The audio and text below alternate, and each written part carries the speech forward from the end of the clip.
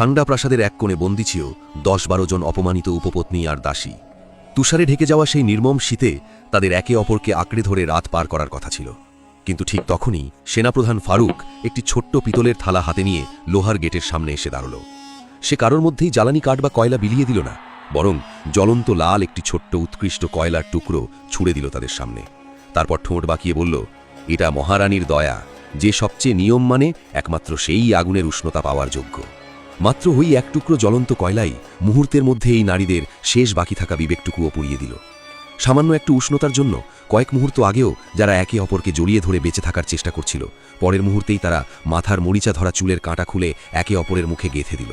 তারা বুনো কুকুরের মতো মাটিতে গড়াগড়ি খেতে লাগল, চুল টানাটানি, আঁচড়, কামড়, রক্তাক্ত লড়াই। আর সেই ফারুক আড়াল থেকে বারান্দার নিচে দাঁড়িয়ে হাত গুটিয়ে ভীষণ আনন্দ নিয়ে দেখছিল এক সময়ের সম্মানিতা নারীরা কিভাবে নিজেরাই নিজেদের অপমান করছে। একটু পর লড়াই থেমে গেল। সবচেয়ে নিষ্ঠুর সেই দাসী সারা শরীর রক্তে ভেসে শেষ পর্যন্ত কয়লার টুকরোটা ছিনিয়ে নিল। কিন্তু যখন সে সেটাকে দু হাতের তালুতে তুলে ধরল, আগুন অনেক আগেই নিভে গেছে। সেখানে শুধু পড়ে আছে এক মুঠো ঠান্ডা কালো ছাই।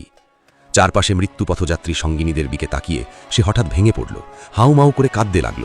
কারণ সে কিছুই পায়নি, বরং যাদের সঙ্গে একসঙ্গে থাকলে হয়তো বেঁচে থাকতে পারত, নিজের হাতেই তাদের সবাইকে ধ্বংস করে ফেলেছে। সেই ফারুক মাত্র এক টুকরো নিভে যাওয়া কয়লা দিয়েই তাদের বেঁচে থাকার একমাত্র সম্ভাবনাটাকে চূর্ণ করে দিয়েছিল। এটাই মনোবিজ্ঞানের সবচেয়ে নিষ্ঠুর ফাঁদ, নিচুতলার মানুষকে একে অপরের বিরুদ্ধে লড়িয়ে দেওয়ার ফাঁদ। বাস্তব জীবনেও কত মানুষ প্রতিদিন এই একই ট্র্যাজেডির পুনরাবৃত্তি করছে। বসের হাতে থাকে বিপুল লাভ, অগাধ সম্পদ, কিন্তু বছরের শেষে সে ছুড়ে দেয় শুধু সেরা কর্মচারীর একটি খেতাব আর কয়েকশো টাকার সামান্য বোনাস।